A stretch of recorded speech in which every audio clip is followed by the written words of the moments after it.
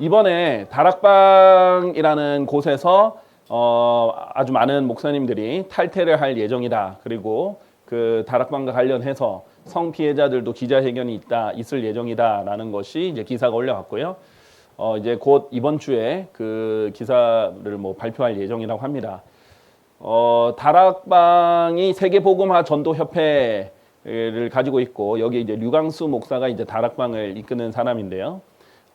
이 분에 대해서 뭐 성적인 문제도 많이 있겠지만 그것보다는 그런 윤리적인 문제보다는 물론 이게 열매예요. 잘못된 교리의 열매입니다. 관련은 있습니다.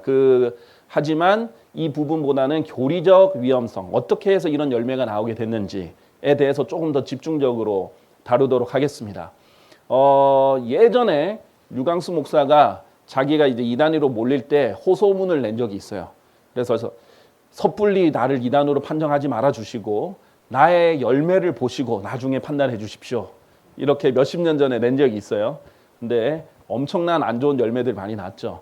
그래서 충분히 우리가 이제 판단할 수 있을 만큼 너무나 명확한 열매들이 많이 나왔기 때문에 저는 이제 교리적으로 좀 중점을 다루도록 하겠습니다. 이것을 준비한 이유 중에 하나가 최근에 제가 이제 만나게 된 목회자님도 여기에 다락방에서 문제가 있는 것을 알고 나오게 되셨고 제가 이제 킹제임스 성경에 대해서 설명을 드린 경우가 있고요. 포항에 한 가정이 작년에 킹제임스 성경을 알고 나서 좀 설명을 해달라는 요청이 있어서 제가 포항까지 가서 설명을 드렸었어요. 그때는 다락방 교회를 다니고 계셨는데 그런데 이제 나오셔서 지금은 독립침례교회 잘 다니고 계십니다. 킹제임스 성경을 사용하시면서요. 그래서 이분이 이제 이런 일들이 있다라는 것을 미리 알려주셨고, 그래서 지금 이제 많은 분들이 이런 일을 알고 지금 빠져나올 것 같은데, 그리고 그럴 예정인 분들도 자기 주변에 자기가 오랫동안 다녔기 때문에 많이 있는데, 그분들이 굉장히 방황하실 것 같다. 왜냐하면은 또 다락방 교회에 속해 있던 분들은 자기 교회가 최고라고 생각을 하고, 자기들이 전하는 복음이 최고라고 생각하기 때문에 나와서 갈 데가 없이 좀 방황을 하거든요. 그리고 일반 뭐 장로교회나 다른 교회는 복음이 없다라고 생각을 하기 때문에 방황을 하기 때문에 교리적인 측면을 좀 그분들이 잘 이해할 수 있도록 설명해 주시면 감사하겠다고 요청을 드렸고 일주일 동안 계속 자료들을 계속 보내주셨어요. 요청을 해서 제가 다뤄야겠다 이런 생각을 하게 되었습니다. 자, 그래서 제가 한마디로 이 부분을 전체적인 맥락을 하려고 하면 사악함을 연약함으로 바꾸는 마귀의 교리다. 이렇게 요약할 수 있겠습니다. 사악함을 연약함으로 바꾸어서 어떤 문제가 생기는지 이런 것들을 한번 보도록 할게요. 굉장히 한 끗 차이입니다. 예를 들면 하나님 저는 사악한 죄인입니다 라고 하는 것과 나는 연약한 사람이야 라고 하는 것의 차이라고 좀 보시면 될 거예요. 구체적으로 보도록 하죠. 그래서 이번에 이제 CTS 뉴스에서도 이런 발언 이렇게 기사를 냈죠. 그 취재한 기자가 글도 많이 썼고 상당히 오랫동안 취재했던 기자더라고요. 우선 성경에서는 뭐라고 돼 있냐면 거짓 예언자들이 백성 가운데 있었던 것 같이 곧 거짓 선생들이 너희 가운데 있으리라라고 경고를 하고 있습니다. 구약에도 항상 거짓 예언자들이 있었죠. 그리고 신약에도 거짓 선생들이 있을 것이다. 그들은 심지어 자기들을 사신 주를 부인하며 영벌의 심판을 받은 이단 교리들을 은밀히 들여와 급격한 멸망을 자기들 위해 가져오리라 라고 했어요. 자, 다락방에 계셨던 분들 입장에서는 만약에 다락방이 이단이다 그러면 굉장히 기분이 안 좋을 거예요.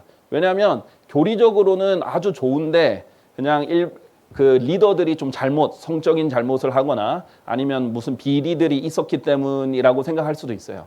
그런데 이단이라는 정의 자체는요, 우리나라도 이단과 사이비를 구분을 하잖아요. 영어로도 heresy랑 cult라는 차이가 있습니다. cult는 우리나라의 사이비 종교 같은 개념이에요. 그러니까 완전히 이제 성경에서 한참 벗어나서 거의 교주를 추종하는 그런 단계, 아니면은 그게 교주를 추종 정도를 넘어서서 아예 자칭 예수, 메시아까지 하는 그런 뭐 JMS라든지 뭐 신천지라든지 그런 쪽이 이제 사이비라고 할 수 있고요. 이단은 중심 교리에서 벗어난다도 적어도 그 교리는 이단 교리라고 할 수 있어요. 그럼 이단 교리들을 많이 가르치면 뭐 그 단체가 이단이 될 수도 있는 거죠. 왜냐하면 성경에서 이단이라고 불렸을 때 사실은 이단이라고 외치는 사람들의 주는 그 예수님과 바울에게 이단이라고 했었어요. 그러니까 이제 잘못 판단하는 경우도 많이 있거든요.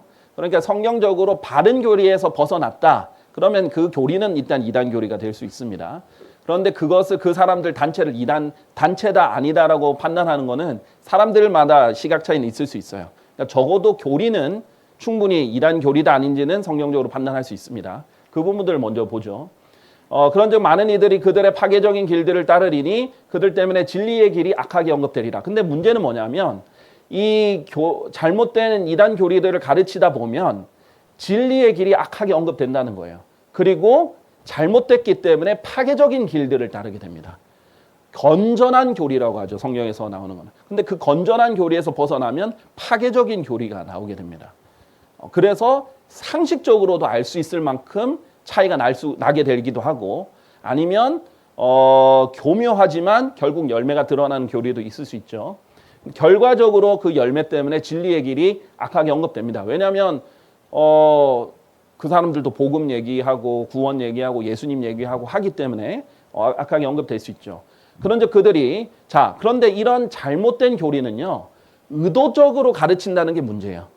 물론 밑에서 배우는 사람 입장에서는 처음에는 잘 몰라요. 이게 의도적으로 왜곡됐는지 모르고 잘못 배워서 피해자 입장이 될 수 있죠. 근데 적극적으로 리더들 입장에서 가르치는 사람들 중에는 일부러 알면서 거짓을 가르쳐요. 그리고 새로운 교리들을 만들어냅니다. 목적이 뭐냐? 탐욕입니다. 그러니까 결국은 열매로 봤는데 탐욕 때문에 교리를 만들어낸 것들이 드러나게 돼 있습니다. 그리고 그러니까 만들어낸 것, 꾸며낸 말들이 나오죠. 그리고 너희를 상품화하리라. 이런 잘못된 종교의 큰 특징 중에 하나가 뭐냐면 성도들을 돈으로 보는 거죠.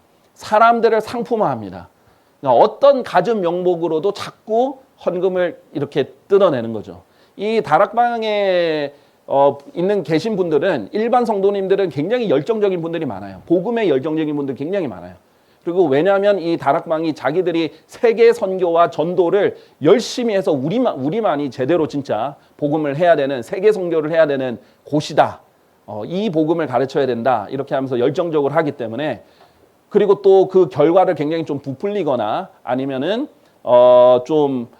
자기들만의 독특함을 강조를 하기 때문에 이 계신 분들 입장에서는 정말 훌륭한 일을 하는구나. 그러면 이 세계의 복음 전도에 자기가 기여를 해야겠다. 그러는데 여기서는 사람들을 이제 상품화해서 돈을 낼 수밖에 없게 만듭니다. 그렇게 시스템화가 돼 있어요. 그래가지고 누가 헌금을 많이 했다. 그러면 1억 냈다. 이 사람이 1억 냈다 해서 광고하고 선전하고 그 사람 막 TV에 내보내고 뭐 이런 식으로 한다든지. 그러니까 사람을 탐욕이 들어가면 어떻게든 머리를 굴려서 돈을 뽑아낼 방법을 만들어내는 거죠.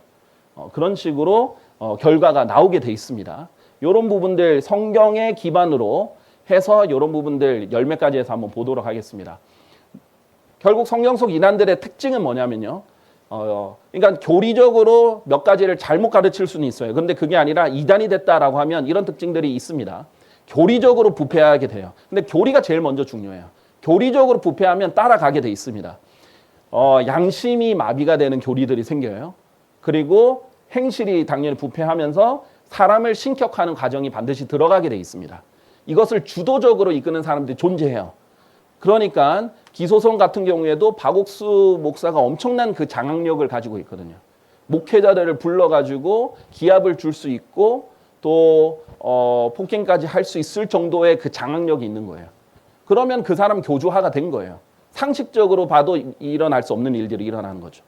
여기도 마찬가지입니다. 다락방에서도 이 류 목사가 이제 신격화가 돼서 상식적으로 봐도 이거는 일어날 수 없는 일들이 일어나지만 그럼에도 그 장악력이 교주화가 됐기 때문에 지속되는 거죠. 뭐 JMS나 신천지 말할 것도 없고요. 그러니까 그 정도까지는 안 된다 할지라도 이 정도가 돼 있다 그러면 이미 많이 진행이 된 거예요. 자, 그래서 디도서 2장 7절에 보면 모든 일을 해서 너 스스로 선한 행위들의 모범을 보이되 교리에 부패하지 않음을 보여라라고 돼 있어요. 디도서는 그 목회 서신 중에 하나거든요. 교리에 부패하지 않는 것을 보이는 것이 일단 가장 중요합니다. 교리가 건전해야 일단 열매가 건전할 수 있는 기반이 됩니다. 자, 갈라디아서 5장 9절은요. 이 교리가 부패했다는 것을 누룩으로 표현하기도 합니다. 누룩은 성경적으로 죄와 거짓 교리를 말하는데요. 이 적은 누룩이 온 덩이를 부풀게 한다라고 돼 있어요. 자, 그런데 이 뜻을 모르는 사람들 중에 개신교회에도 많이 그래요. 누룩을 굉장히 좋은 걸로 알고 누룩 선교회 뭐 이렇게 해서 누룩을 복음이라고 생각하는 사람들도 많이 있죠. 그러니까 이제 교리가 부패하니까 성경에서 누룩을 계속 부정적으로 말하고 이건 죄다, 거짓 교리다 하는데 누룩 선교회가 나오는 거죠. 그러니까 이게 부패가 안 될 수가 없습니다. 그러니까 교리가 건전한 게 참 먼저 중요한 거죠. 일단 그러려면 바른 성경이 필요하고 또 바르게 해석하는 것이 필요해요. 그러니까 우리가 최근에 성경 해석학을 아주 긴 시간에 걸쳐서 체계적으로 배웠던 이유가 사사로운 해석이 안 나오게 하려고 하는 거죠. 자, 예수님이 이랬어요. 바리새파 사람들의 누룩과 사두개파 사람들의 누룩을 주의하고 경계하라 이랬어요. 그랬더니 제자들이 우리가 빵을 안 가져와서 그렇나 보다. 빵을 누룩에 보통 넣으니까.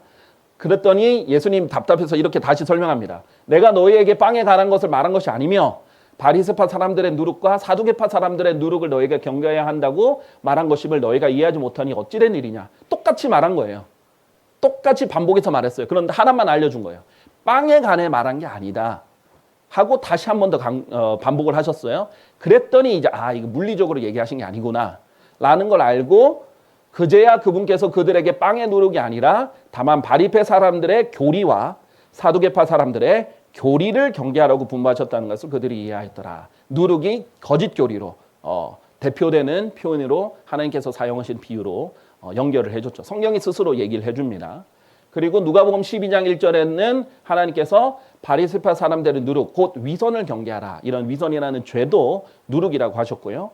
고린도전서 5장 8절에 교회에 큰 죄를 지은 사람이 있는데 그 사람을 판단하지 않고 이 징계하지 않은 것을 보고 책망하면서 그 사람들을 쫓아내고 너희 안에 있는 것들도 해결을 하라고 얘기하면서 우리가 그 명제를 지키되 오래된 누룩으로 말고 악의와 사악함의 누룩으로 말며 다만 누룩이 들어있지 않은 성실과 진실의 빵으로 지키자. 구약에 물리적으로 했던 것을 신약에 영적으로 적용시키면서 우리는 이제 물리적인 지금 누룩 들어있지 않은 빵을 먹는 무교조를 지키진 않으니까 우리는 영적으로 순수하게 누룩이 들어있지 않은 빵이 그것을 상징하는 거다. 교회가 예수 그리스도의 몸이 빵으로 비유되거든요. 교회는 그리스도의 몸이란 말이죠. 그런데 이 교회는 누룩이 들어있지 않은 빵이어야 된다. 그러니까 이런 악의와 사악함의 누룩, 이 죄를 빨리 제거를 해버려라 라는 얘기를 하고 있는 겁니다. 그러니까 누룩 성교회는 좋은 성교가 아닌 거죠. 자, 이런 식으로 이제 성경에서는 거짓 교리를 누룩 또는 죄를 누룩이라고 하는데 첫 번째 이 영적 엘리트주의에 대해서 먼저 얘기를 하겠습니다. 사실 이 첫 번째와 맨 마지막에 연관이 돼 있어요. 근데 이 다락방의 복음만이 특별하다고 여기게 만듭니다. 그래야 사람들이 여기서 벗어나지를 못해요. 그리고 여기서 있는 비리가 있어도 여기 말고 갈 곳이 없다. 그렇기 때문에 여기에 붙들려 있는 겁니다. 그리고 합리화해 주는 거죠. 그래도 여기가 무너지면 복음을 전할 데가 없다. 이렇게 여기는 거죠. 사실은 특별한 게 아닌데 이 류 목사가 굉장히 많은 용어를 만들어냅니다. 그러면서 굉장히 독특한 교리를 만들어내요. 그런데 보세요. 그리스도의 복음은 누군가의 전유물이 아니에요. 그리스도의 복음은 성경에 있는 그대로예요. 그냥 누구나 전할 수 있어야 됩니다. 그리고 자기 어떤 설교자나 시스템이 있는 것도 아니에요. 내가 그리스도의 복음을 부끄러워하지 아니하기 때문이니 이 복음이 믿는 모든 자를 구원에 이르게 하는 하나님의 권능이다 했는데 누구만 전할 수 있는 게 아니에요. 아무나 이 그리스도의 복음만 전하면 다 믿을 수 있는 하나님의 권능이거든요. 복음이 위대한 거지 다락방이 위대한 게 아니라는 거죠. 자, 그리고 십자가를 선포하는 것이 멸망하는 자들에게는 어리석음이기 때문이라. 그러나 구원받은 우리에게 그것은 하나님의 권능이다. 십자가를 선포하는 것 자체가 하나님의 권능이다. 이렇게 하는 거죠. 자, 그래서 물론 복음도 문제가 있습니다. 제가 교리적 문제를 지적할 거예요. 그런데 어쨌든 기존 교회보다 더 나은 점도 있긴 있습니다. 하지만 그렇다 해서 내가 또는 우리가 복음을 전해서 많은 혼들이 구원받았다. 우리가 전해야 된다. 그러니까 우리가 전해야 되는 거 맞습니다. 근데 우리가 하지 않으면 마치 세계 복음화가 안 되는 것처럼 우리에게 다 이렇게 달려 있는 것처럼 전유물화하는 가정, 그런 것들이 이제 교만한 과정입니다. 그러나 자랑하는 자 그는 주를 자랑할지어다. 하나님이 하신 거고 하나님의 은혜로 우리가 할 수 있었다. 하나님의 복음이 위대했다. 복음의 능력이 이랬다. 이런 것을 강조를 해야 되죠. 우리가 복음을 전해야 된다. 이거는 강조할 수 있죠. 그러나 복음의 능력과 예수 그리스도의 공로를 다 돌려야 되겠죠. 그리고 중요한 것은 이 복음을 전한다는 이유로 굉장히 많은 죄와 비리와 문제들을요 합리화시킵니다. 그래도 우리가 복음을 누리고 있잖아. 우리가 복음을 누리고 있으니까 요건 이 정도는 괜찮아. 그리고 이제 나중에 성화와 관련해서 얘기할 때 했지만 그리스도의 피 바르면 다 괜찮아. 내가 오늘 죄 짓고 내일 복음 전하면 되지. 진짜 그렇게 말하는 사람들이 많습니다. 목회자들이.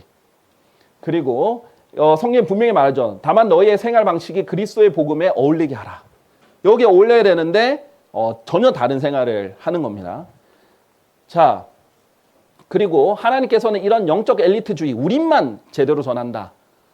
그러니까 여기를 잘못 배우면 다른 거를 볼 생각이나 들을 생각을 안 해요. 그렇기 때문에 갇혀 있죠. 이거는 마치 유대인의 선민 사상과 같은 거예요. 하나님께서 그걸 타파하시는 거예요. 침례자 요한도 그랬죠. 회개에 합당한 열매들을 내라 하면서 자기 속으로 말하기를 우리는 아브라함을 우리의 조상으로 두고 있다 하지 말라. 그러니까 자기들이 아브라함의 자손이라고 엄청 자랑하잖아요. 이는 내가 너에게 말하기를 하나님께서 이 돌들로도 능히 아브라함에게 자녀들을 일으키실 수 있도다. 이러는 거죠. 이게 자기 의가 되고 교만이 되면 오히려 이것이 복음을 방해하는 요소가 됩니다. 일단 이런 태도는 주의해야 되는 거죠.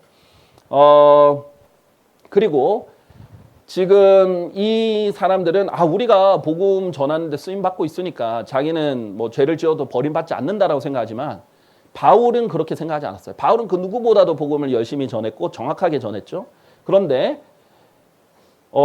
그렇게 복음을 전하면서 하나님 뜻을 향해 살아가는 것을 경주와 복싱의 이 전투에 비유를 했어요. 그래서 달리되 불확실하게 달리지 아니하고 싸우되 허공을 때리는 자처럼 싸우지 아니한다라고 얘기하면서 정확하게 확실하게 자기의 그 믿음의 경주를 표현을 합니다. 오히려 내가 나의 몸을 억제하고 그것을 복종하게 하노라. 복음을 전하면서도 자기가 늘 자제하고 절제를 하는 거예요. 이는 내가 다른 이들에게 선포한 후에 어떤 방식으로든 나 자신이 버림받은 자가 되지 않게 하려 함이라 라고 되어 있어요. 여기서는 구원을 잃어버린다는 게 아니라 내가 하나님께 이제 쓰임 받는 데 있어서 버림받을까 봐. 이 뒤에 이제 앞뒤 문맥이 보상에 있어서 하나님의 쓰임 받는 데 있어서 버림받을까 봐 항상 두려워했던 사람이에요. 바울도 이럴진데 자기들이 복음 좀 전한다고 해서 이걸 선민의식을 가져서 죄 지어도 괜찮고 뭐 다 하나님이 그냥 아무것도 안 하고 징계도 안 하고 가만히 있을 것처럼 그렇게 하는 자체가 썩는데 문제가 됐다라는 겁니다. 자, 일단 구원간의 오류부터 먼저 할게요. 많은 분들이 다락방에 계신 많은 분들이 다락방이 복음은 제대로 굉장히 잘 전하는 줄 아는데 치명적인 문제가 있습니다. 그리고 관점도 좀 달라요. 이 부분을 할게요. 이게 이제 인간의 사악함을 연약함으로 바꾸면서 교묘하게 된 건데요. 죄의 근원을 사탄에게 돌리는 거예요. 특히 내가 짓는 죄를 사탄에게 모든 탓을 돌리는 겁니다. 그랬을 때 어떤 문제가 생기는지 볼게요. 일단 다락방식 구원관 강조는요. 간략하게 보면 이렇게 세 가지로 볼 수 있습니다. 자, 원죄, 인간이 하나님을 떠나 사탄에게 잡혀있는 상태라고 돼 있어요. 지금 제가 말하는 건 다락방만이 아니에요. 지금 다락방의 특징이지만 이 다락방이 이단 판정 받았다가 나중에 풀리기 위해서 장로교랑 이 타협을 하면서 장로교 쪽에 들어갔습니다. 그렇게 하면서 지금 그 일부가 되어 있거든요. 그렇기 때문에 장로교인들도 굉장히 조심해야 되는 부분이에요. 원죄의 정의를 이렇게 합니다. 인간이 하나님을 떠나 사탄에게 잡혀있는 상태. 자, 그러니까 원죄를 사탄에게 지금 잡혀있는 불쌍한 사람의 상태로 보는 거고, 물론 이제 이 부분이 아니라는 건 아니에요. 부분적으로 맞는 말이에요. 근데 믿음은 사탄을 꺾으신 그리스도를 확신하고 깨닫는 것. 여기서 문제는 뭐냐면 사탄을 꺾으셨다 그리스도를 일반적으로 하면 맞아요. 근데 이게 교리적으로 나중에 보겠지만 문제가 뭐냐면 사탄에게 승리하셨다를 예수 그리스도의 왕대심에 초점을 맞춰서 하다 보니까 지금 예수님이 초림 때 이미 왕으로 오셔가지고 왕으로 사탄을 꺾으셨다라고 가르쳐요. 그러다 보니까 무천년주의가 되면서 번영신학까지 가게 됩니다. 그런 부분은 있는데 여기에서는 이것을 또 깨닫는 것이 중요하다. 굉장히 수동적인 믿음이죠. 자기가 적극적으로 예수 그리스도를 믿는 게 아니라 깨닫는 것, 이런 특별한 비밀이 있는데 이 비밀을 깨달아야 된다는 거죠. 근데 안타까운 거는 개역 성경에는 그리스도의 비밀이라고 돼 있어요. 그러니까 진짜 비밀스러운 걸 우리만 아는 것을 깨달아야 된다라는 약간 기소선이랑 비슷하죠. 그런 것에 이제 관련이 있는 거예요. 그러니까 깨달은 자들만 모인 거예요, 그 사람들은. 그게 문제가 됩니다. 우리가 그냥 하나님이 복음은 단순하다고 했거든요. 이 단순한 걸 내가 믿어야 되는데 깨달아야 된다로 가면서 수동적인 믿음으로 이 자신들의 전유물로 이렇게 한 거고요. 그 다음에 구원은 사탄의 권세에서 해방되는 것에 초점을 했어요. 그러니까 원죄는 사탄에게 잡혀 있고, 그리고 구원은 해방되는 건데, 믿는 거는 사탄을 꺾으신 건 그리스도니까 그것을 잘 깨달으면 구원을 받아서 해방된다. 여기에 굉장한 강조를 합니다. 그러다 보면 무슨 문제가 되냐면 사탄이 문제인 거예요. 다. 그러니까 내 죄도 사탄이 문제고, 그 다음에 내 원죄도, 그러니까 이제 죄성이죠. 성경적으로 보면 내가 죄를 가지고 태어났으니까. 근데 이 죄성도 사탄 문제고, 그 다음에 내가 지금 짓고 있는 죄도 사탄 때문이고, 다 사탄 때문이 돼버리면 어떻게 되는가 볼게요. 그래서 사람이 그냥 연약하다라는 표현을 합니다. 자, 그런데 이 구원은 다양한 관점으로 봐야 되거든요. 이 한 관점을 너무 강조를 하다 보니까 모든 구원의 초점을 이 자유의 해방의 초점에만 맞춘 거예요. 그러면서 왜곡을 하게 되는데 뭐 칭의나 전가나 대속이나 죄를 씻어주는 관점, 어둠에서 빛을 비춰주는, 또는 잃어버린 것을 구속하시는 관점, 새로운 출생의 관점, 원수 화평의 관점, 양자됨의 관점, 다양한 관점으로도 조화롭게 봐야 되죠. 이게 성경 해석하기의 조화의 법칙인데 하나를 특별히 더 많이 강조함으로써 빗나가게 되는 케이스예요. 자, 극단적 할빈주의도 그렇게 하고 극단적 세대주의도 마찬가지고 하나를 성경의 조화를 벗어나서 더 강조를 해버리면 문제가 생기죠. 그래서 예레미야서 17장 9절에 보면 하나님께서 사람 자체가 악하다. 그리고 죄를 지으면 1차적으로 내가 책임이에요. 물론 사탄이 유혹을 할 수 있어요. 사탄이 시험할 수 있죠. 하지만 책임은 나에게 있는 겁니다. 내가 문제인 거예요. 일단 기본적으로. 그래서 사람이 악하고 속임수로 가득하고 극도로 사악하다라고 했어요. 자, 그런데 이게 이 성경 병제 최신 트렌드가 뭔지 아십니까? 사람의 마음이 극도로 사악하다는 게 아니라 연약함으로 바꿉니다. 사람의 마음은 치유할 수 없다. 굉장히 치유할 수 없는데 나중에 예수님만 치유해주는 그런 연약함으로, 사악함을 연약함으로 바꾸는 게 트렌드예요. NIV에는 beyond cure, 그냥 치유할 수 없다. 그 다음에 TLB, Living Bible이거든요. incurable, 치료할 수 없는. Voice 바이블도 incurably sick, 치유할 수 없을 만큼 아프다, 병들어 있다, 이런 식으로. 그다음에 cannot be healed, 치유받을 수 없다, 같은 뜻이죠. 그런 식으로 연약함으로 강조를 하는 거예요. 이게 복음을 이런 식으로만 보게 되면 문제가 어떻게 되냐면 회개가 없어집니다. 자, 사도행전 20장 21절에는 바울이 복음을 전할 때 뭐라고 하냐면 하나님을 향한 회개와 우리 주 예수 그리스도를 향한 믿음을 유대인들에게도 또한 헬라인들에게도 증언하였다라고 했어요. 바울은 회개와 믿음을 동시에 강조했어요. 물론 회개도 또 잘못 강조하면은 네가 태어나서 죽을 때까지 태어나서 지금까지 지은 모든 죄들 하나하나 다 자백해, 라는 자백으로 오해할 수 있는데 그게 아니라 회개 자체, 돌이키는 것은 반드시 필요합니다. 근데 그 회개를 할 때 자신이 추악한 죄인이라는 건 반드시 알아야 돼요. 그러니까 복음을 전할 때 죄인이라는 걸 꼭 강조를 해줘야 되잖아요. 그래야, 그리고 죄인이 지옥으로 간다는 것도 알려주고, 그런 것을 잘 강조해서 내가 타고난 죄인이지만, 죄성을 가지고 태어나고났지만 그것만이 아니라 또 죄를 계속해서 죄들을 짓는 죄인이기도 하다라는 것도 같이 알아야 되는 거죠. 그래서 자기가 죄인이라는 걸 알고 예수 그리스도께로 돌이켜야 돼요. 그래서 나는 지옥에 갈 수밖에 없는 죄인인데 예수님께서 나의 죄를 대신해서, 나의 죄들을 대신해서 피 흘려 죽으시고 장사되셨다가 성경 기록들대로 부활하셨다는 것을 믿고 받아들이는 거거든요. 자, 그런데 내 책임이 아니라 다 사탄 책임을 돌린다. 근데 의외로 일반 개신교에서 이런 사람들 많습니다. 죄 지으면 다 사탄 때문이에요. 뭐 안 되면 다 사탄 때문이에요. 잘 되면 다 하나님 때문이고 안 되면 다 사탄 뜻이에요. 그러니까 뭐라고 그러면 어떤 착각을 하게 되냐면 하나님은 내가 번영하기만 바라는 사람이에요. 잘 되면 다 하나님. 조금만 뭐가 사고가 나거나 안 되거나 문제가 생기면 다 사탄. 자기 책임 없어. 그게 문제가 된다는 거예요. 자, 그러면 이 사람들은 깨닫는 것에 초점을 맞춰서 제대로 예수 그리스도께로 돌이켜서 예수 그리스도를 안 믿었을 가능성도 있습니다. 물론 그렇게 이 부분을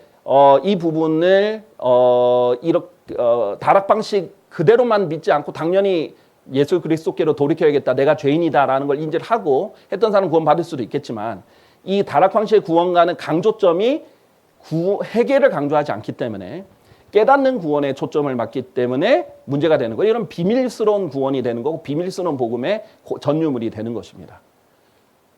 자, 요한일서 3장 8절 분명히 말했죠. 죄를 짓는 자가, 그 사람이 스스로 죄를 짓는 자가 마귀에게 속한다라는 거예요. 마귀의 특징이 시작부터 죄를 짓는 거기 때문에 이 목적을 위하여 하나님의 아들이 명백하게 나타나셨으니 그분께서 마귀의 일들을 멸하려 하심이라. 그러니까 뭐예요?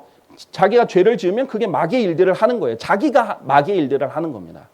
물론 마귀가 시험도 하고 유혹도 하지만 자, 그렇기 때문에 복음을 믿고 구원받아도 마귀의 일들을 할 수 있어요. 죄를 지으면. 그럼 거기에 대한 그 죄들에 대한 또 회개가 필요해요. 근데 이런 부분들이 간과된다라는 거예요. 자꾸 비밀스럽고 깨닫고 어떤 해방의 초점만 맞추기 때문이죠. 그리고 그러면은 죄를 강조를 개인의 죄와 성화를 강조를 잘 안 하기 때문에 나중에 성화 부분을 다루기 때문에 거짓말을 잘 하고요. 또 양심이 이 뜨거운 이유로 찢어지게 되었다. 한자로 하면 화인이 돼버리겠죠. 화인 맞는 양심이 되는 거예요. 자, 디도서 1장 15절에 보면 이 구원받은 사람도 이 양심을 더럽히지 않는 건 굉장히 중요하거든요. 세상 사람도 양심에 찔려서 죄를 함부로 안 짓는 사람들도 있는데 대놓고 죄를 잘 안 짓는데 오히려 구원받았다는 사람들이 더 많이 죄를 지어요.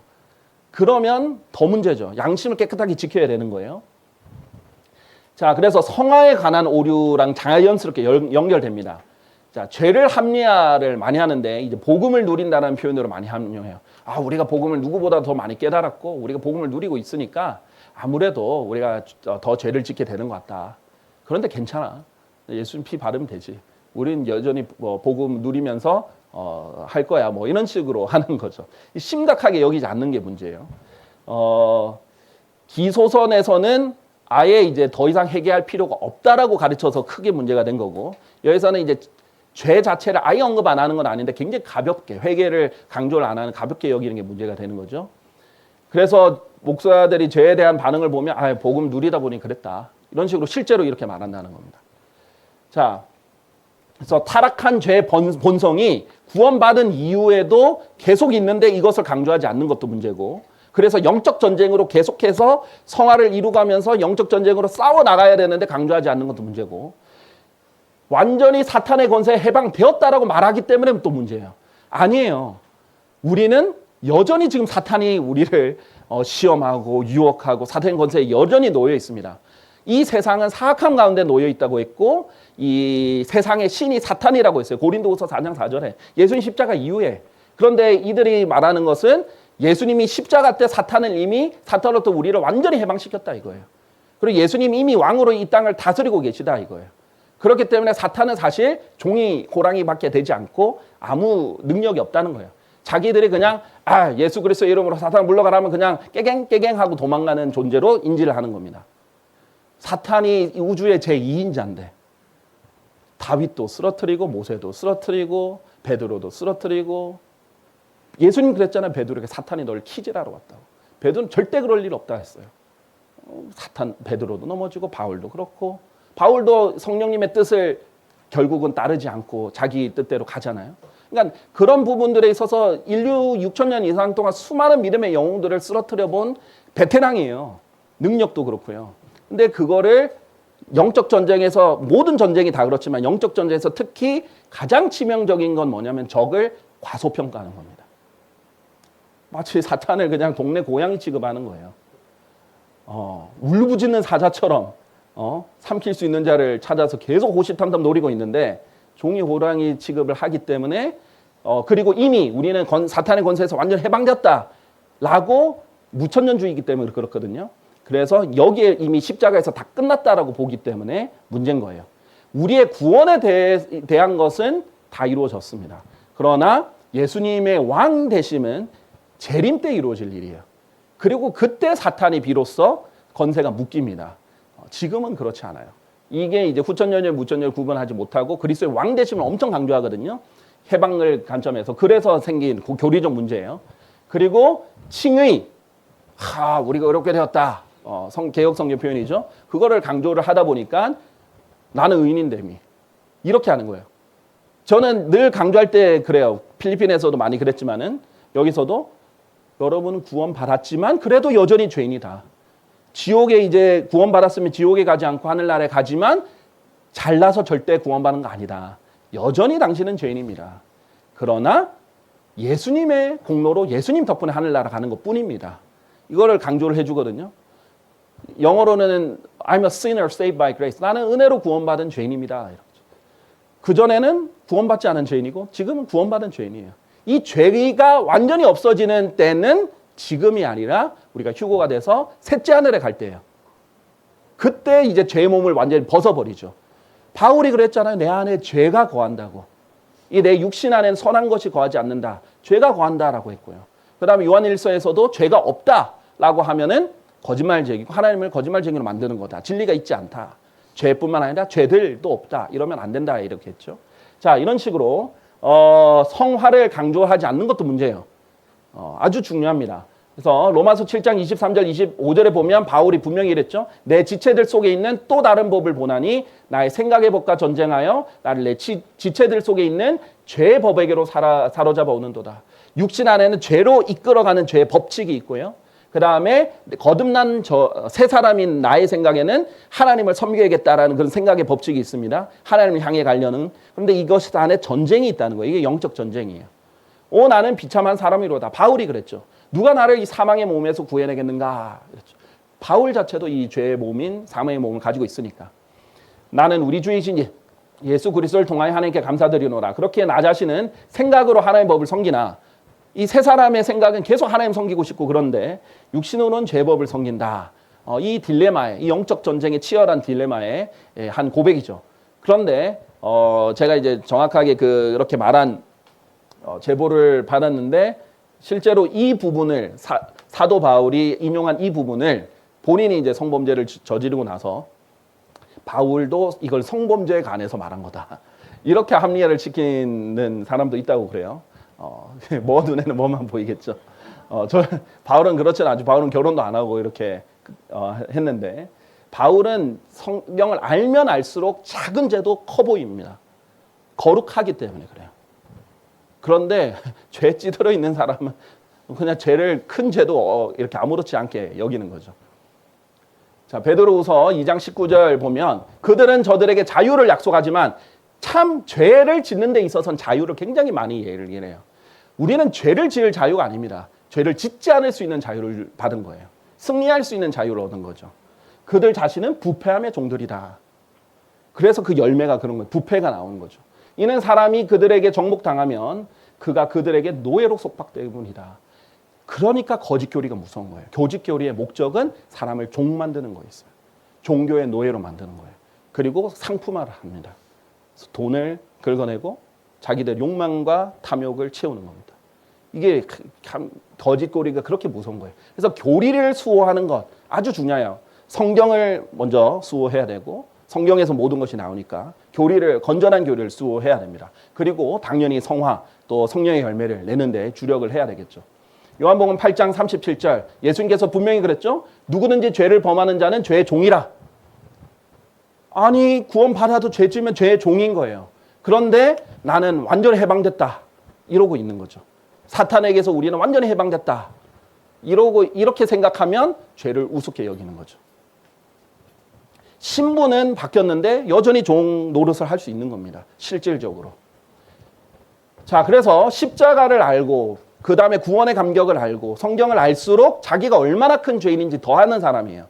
아, 난 죄인이 아니다 하지 않아요. 알면 알수록 아, 내가 정말 더 추악한 죄인이라는 것을 고백하게 되죠. 바울도 죄인들 중에 내가 우두머리라 이렇게 얘기하지 않습니까? 그래서 이런 것 또한 열매입니다. 자기가 죄인이라는 걸 더 많이 알게 되고 죄에 대해서 더 민감하고 성화에 대해서 더 주력하는 게 열매인데 그게 역으로 가게 됩니다. 잘못 가르치게 되면. 그래서 9절 10절에서 이렇게 말하죠. 만일 우리가 자신에게 아무 죄도 없다고 말하면 이 단수 죄는 이 본인의 죄성을 말하는 거예요. 그럼 우리는 스스로를 속이는 것이고 진리가 우리 안에 있지 아니하느니라. 만일 우리가 우리의 죄들, 복수의 죄들이죠. 이거는 우리가 실생활에서 계속 짓는 죄들이에요. 그래서 예수님은 우리의 죄와 죄들과 죄인을 위해서 다 죽으신 거예요. 우리의 타고난 그 죄성을 위해서도 우리가 짓는 죄들에 대해서도 그 다음에 죄인을 위해서도 다 죽으신 거죠. 그리고 이제 고린도전서 15장에는 우리의 죄들로 인하여서 죽으셨다 이렇게 나오시죠. 자, 만일 우리가 우리의 죄들을 자백한다면 그분께서는 신실하고 정의로우셔서 우리에게서 우리의 죄들을 용서하시고 모든 불의에서 우리를 정결하게 하시느니라. 그런데 이것도 죄도 짓지 않는다고 말하면 그것도 하나님을 거짓말쟁이로 만든다는 거죠. 자, 그래서 이 부분이 심각한 부분입니다. 성화를 강조를 해야 되는데 그래서 전도와 선교를 굉장히 강조를 합니다. 뭐 강조하는 건 좋죠. 그런데 잘못된 이 회개 없는 복음을 강조하고 깨닫는 복음을 강조하는 데다가 이게 모든 신앙의 생활에 다 전부가 되는 거예요. 이게 이제 본인들의 독특한 이제 뭐 이 집단의 특징이 돼서 모든 이벤트나 돈과 모든 게 여기에 자꾸 초점을 맞춰서 죄에 승리하는 영적인 삶에 대해서 강조와 성화가 없어지는 겁니다. 그러면 갓난아기들만 엄청 많아지고 있는 거예요. 가난하게만 구원받았다면 가난하게들만 많아지고 성장을 안 하기 때문에 육신의 일들이 많이 계속 나오는 겁니다. 자, 그래서 이 뭐 차이는 일단 나중에 설명을 하고요. 자, 빌립보서 2장 12절에 보면 분명히 바울이 이렇게 말합니다. 너희가 늘 순종해 왔듯이 내 앞에서뿐만 아니라 내가 없는 지금 더욱더 순종하라. 구원받아도 계속 순종하고 더욱더 순종해야 되는데 두려움과 떨림으로 너희 자신의 구원을 나타내라. 구원받았으면 두려움과 떨림으로 계속해서 구원을 나타내야 되고 복음에 합당하게 삶을 살아야 되고 그 적합한 삶을 살아야 되는 거죠. 그래서 구원을 여기에만 초점을 맞춰서 이것을 전부라고 보게 되는 게 문제입니다. 다락방 구원에. 근데 많은 사람들이 그렇게 착각해요. 네, 저희는 과거에 이미 죄의 형벌로부터 구원받았습니다. 그래서 지옥은 가지 않아요.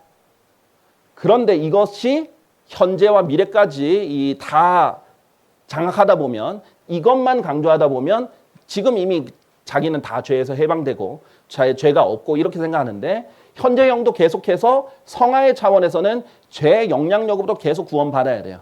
예수님이 구원자라는 것은 과거에만 구원자가 아니라 지금도 계속해서 죄로부터 구원해 주셔야 돼요. 죄의 영향력으로부터. 우리가 지옥에서부터 매일 구원받아야 된다는 게 아니라 죄의 영향력으로부터 계속 구원받아야 되고 또 미래는 이제 완전히 결국 죄의 숙주가 뭐예요? 이 몸이잖아요. 이 육신의 몸을 하나님께서 바꿔주시는 그때 제 몸으로부터 몸의 구속이라고 로마서 8장에 표현되어 있는데 이때 제 몸으로부터 완전히 구원받는 그런 미래까지 이것이 다 있어야 되고 현재는 이게 중요하죠. 이미 구원받는 사람이 이게 중요하죠. 미래는 이것을 소망하면 되니까 이건 내가 할 부분이 아니고 예수님이 해주실 부분이니까.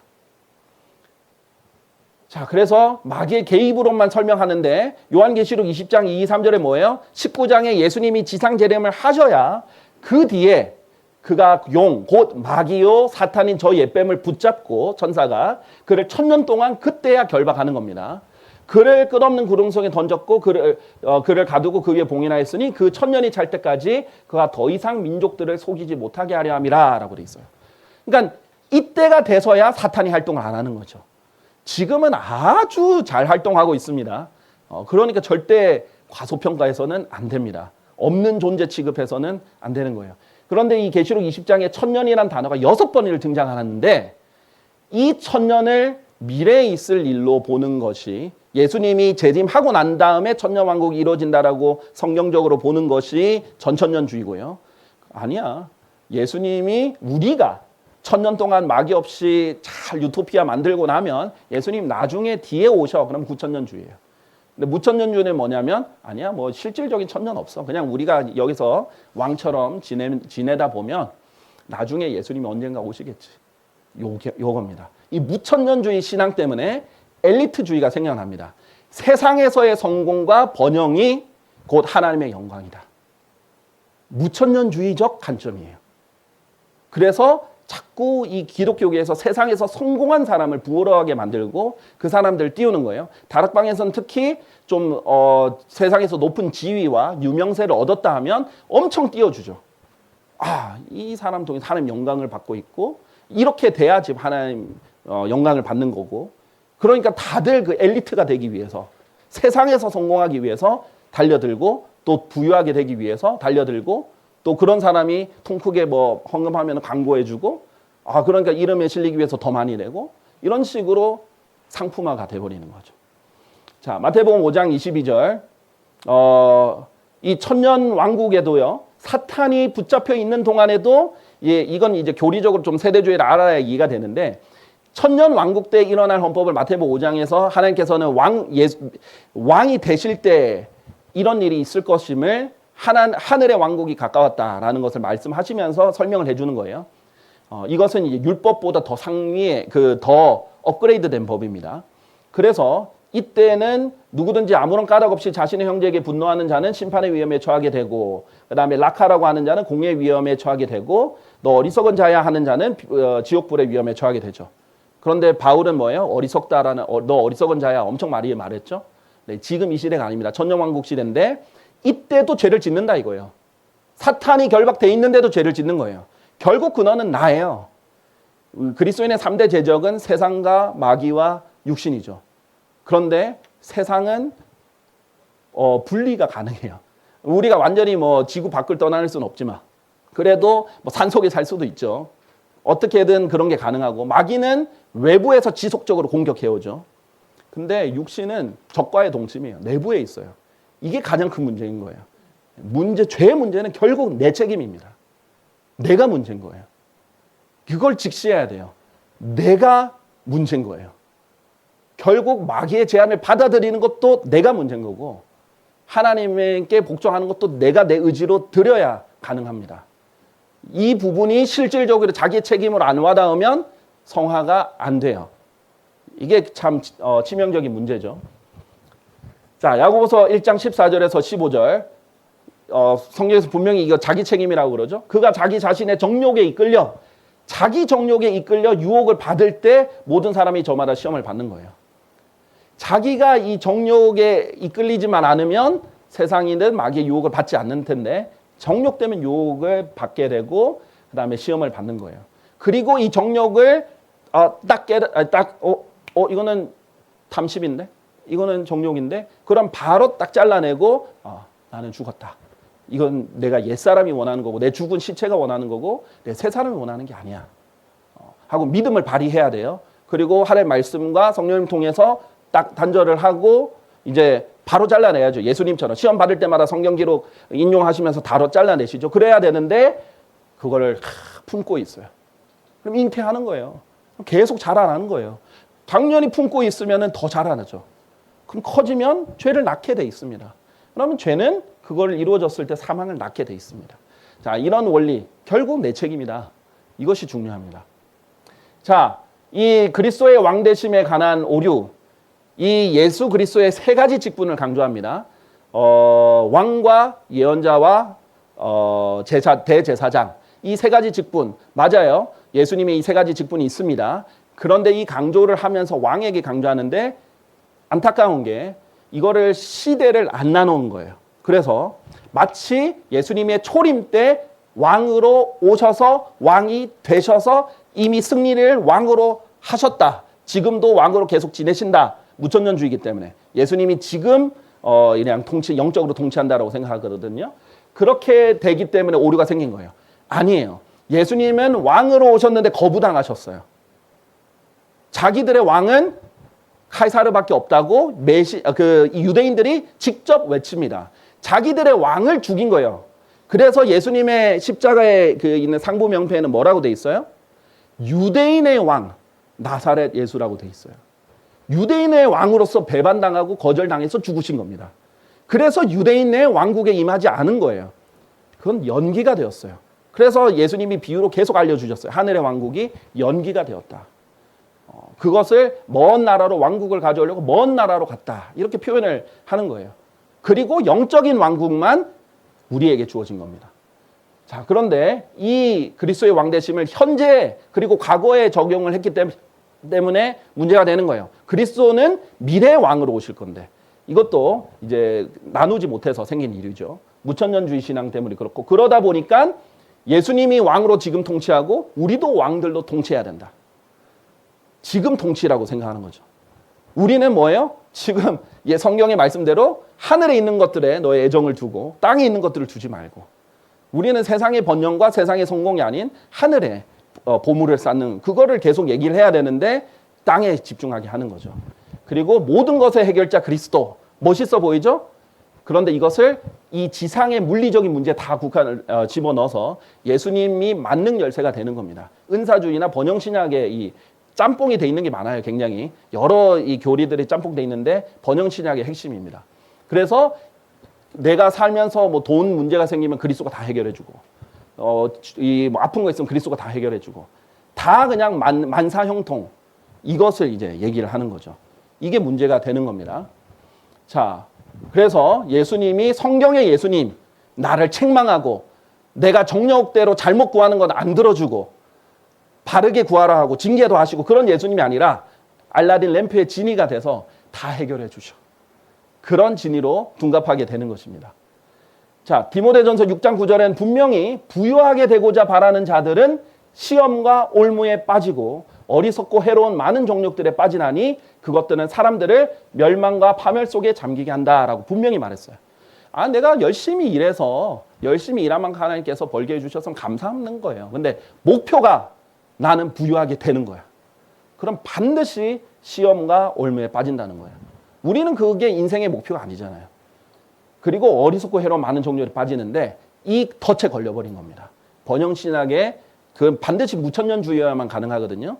그런데 간혹 말만 신앙만 전천년주의인데 행동은 다 무천년주의 이렇게 쪽을 하시는 분들이 있어요. 근데 그거는 진짜 이율배반적인 것이고 보통은 무천년주의가 번영신학으로 갈 수밖에 없습니다. 이 지상에 자기가 왕들처럼 통치를 해야 되기 때문에.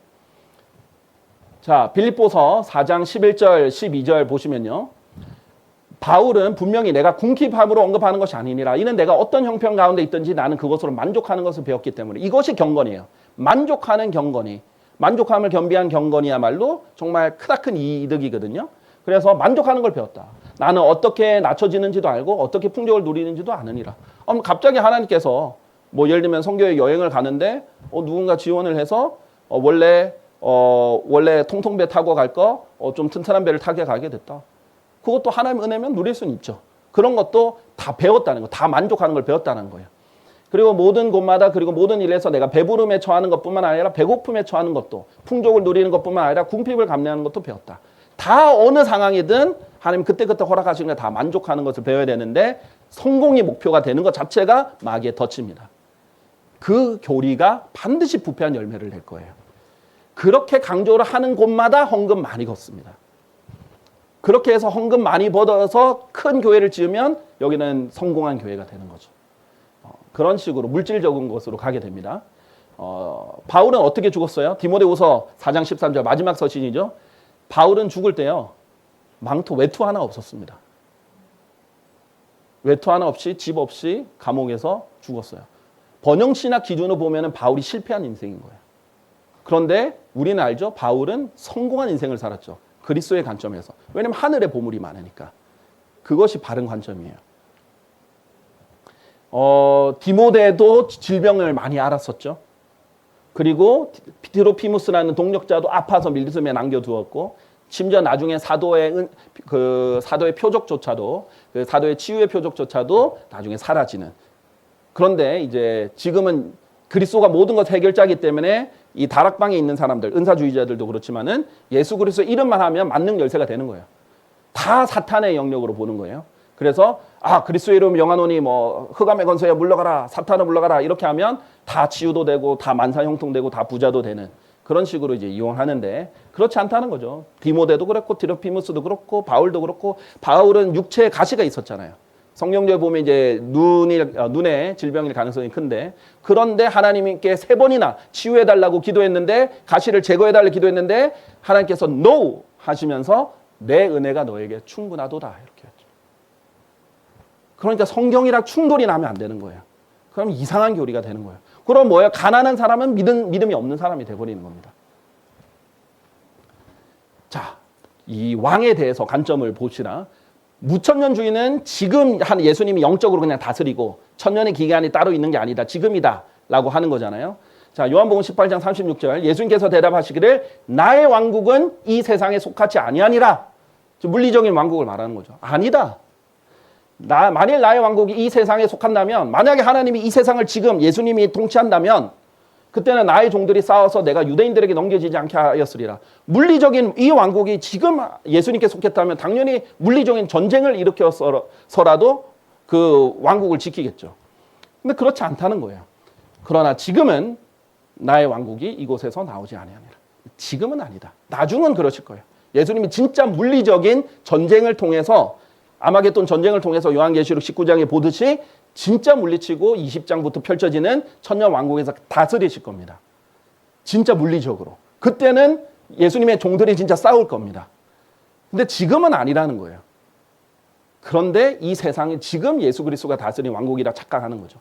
그런데 여기서 개역 성경에 보면 지금 이 now를 이제라고, 사실 now가 이제도 되고 지금도 번역할 수 있거든요. 이제라고 하면서 어떻게 완전히 뉘앙스가 바뀌었는지 보세요. 이제 내 나라는 여기에 속한 것이 아니니라. 이제부터 영원히 나라는 여기에 속한 게 아니다. 그래서 영적으로 오히려 이 세상을 다스린다. 이런 식으로 얘기를 하는 거예요. 물리적인 천년 왕국을 없애버리는 도구가 이렇게 된 겁니다. 지금은 해서 이제만 바꿔도 이렇게 되는 거예요. 자, 뭐 이 부분은 잠깐 넘어갈게요. 마귀가 이 예수님 시험할 때 이 부분을 인용하거든요. 근데 교묘하게 한 단어 바꿉니다. 어느 때라도 너의 모든 길들에서 요거 바꿔요. 그러면서 재림의 말씀을 가져와서 초림 때 적용하려고 해요. 근데 하나님께서 분명히 재림 때 모든 길들에서 지켜준다 그랬는데 어느 때라도 하면은 재림이 아니어도 돼. 지금 괜찮아. 이게 마귀가 3가지 시험을 보면 다 재림과 관련 있는 시험을 합니다. 그런데 이게 그냥 표면적으로 배고픔에 대한 그런 시험 정도가 아니에요. 표면적으로 그냥 명예 정도에 대한 시험이 아니에요. 교리적으로 들어가면 더 치열합니다. 재림 때 일어날 일들 다 가져요.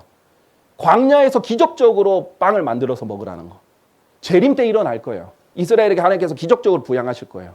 그 다음에 재림 때 하나님께서 예수님이 재림할 때 천사들이 쫙 받들어가지고 모든 길들에서 지키고 이 발바닥이 땅에 이렇게 부딪히지 않게 떠받치는 그 재림 때 일어날 일을 지금 초림에 가져오고, 그 다음에 세상의 모든 왕국 나에게 경배하면 주겠다. 그것도 경배 안 해도 재림 때 세상의 모든 왕국들이 예수님께 돌아갈 거거든요. 근데 핵심은 뭐예요? 앞당기자는 거예요. 지금 초림으로 만들어자는 거예요.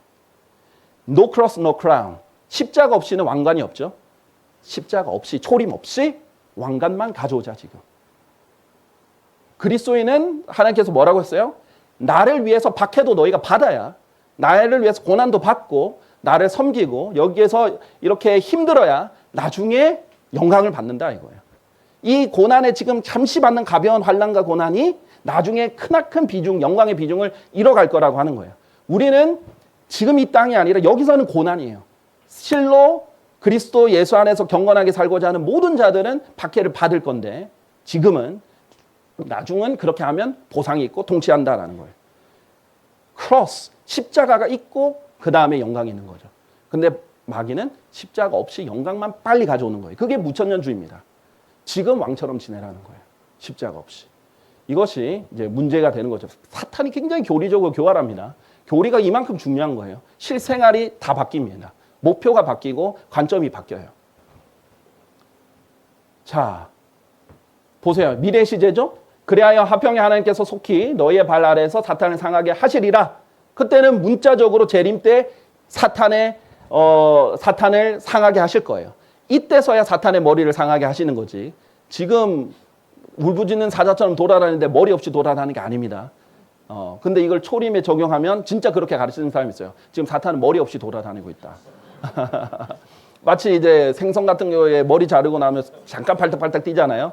그 정도 취급을 하는 거예요. 그게 문제인 거예요. 그러니까 진짜 나눠보는 게 너무 중요한 겁니다. 네. 그래서 결론을 제가 이렇게 맺겠습니다. 이런 교리적인 것들에 대해서 지금까지 제가 보니까 장로교에서 자꾸 다락방 이단이다 아니다 뭐 이렇게 논쟁이 있는데 교리적인 문제를 잘 안 다뤄요.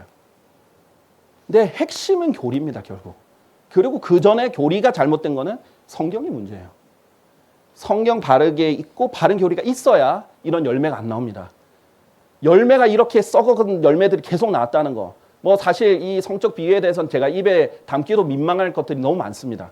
제가 다룰 필요도 없어요. 그런 거는 오히려 다른 사람들이 더 많이 다룰 거예요. 그런데 왜 그렇게 나왔느냐? 왜 열매가 이렇게 나왔느냐? 나무가 썩어서 그래요. 이걸 우리는 봐야 됩니다. 성경과 교리가 그만큼 중요하다. 이것을 이제 말씀드리면서 여기까지 하겠습니다. 감사합니다.